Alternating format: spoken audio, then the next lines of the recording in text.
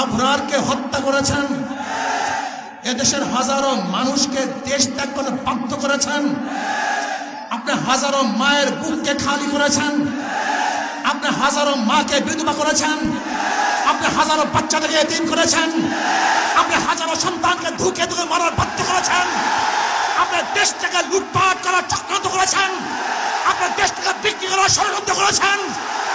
যেরকম ফিলিস্তিনি মানুষরা তাদের অধিকার বাঁচার জন্য, অধিকার আদায়ের জন্য জীবন উৎসর্গ করে বোমার সামনে ঝাঁপিয়ে পড়েছে, আমরাও জীবন উৎসর্গ করে আওয়ামীদের বিরুদ্ধে ঝাঁপিয়ে পড়ব, আন্দোলন করব, সংগ্রাম করব, উদ্ধার করে ছাড়বে ইনশাআল্লাহ।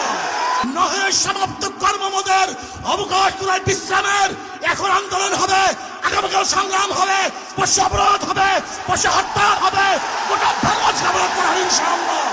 আপনি সাগর দেখেছেন, সাগরের ঢেউ দেখেন নাই, আপনি ঘুঘু দেখেছেন, ঘুঘুর ফান দেখেন নাই, আপনি পাহাড় দেখেছেন, পাহাড়ের ওজন দেখেন নাই, আপনি ইসলামী আন্দোলন বাংলাদেশকে দেখেছেন, বিশ্বের চর্বনাইকে দেখেছেন, এদের হুঙ্কার দেখেন নাই, আন্দোলন দেখেন নাই, সংগ্রাম দেখেন নাই।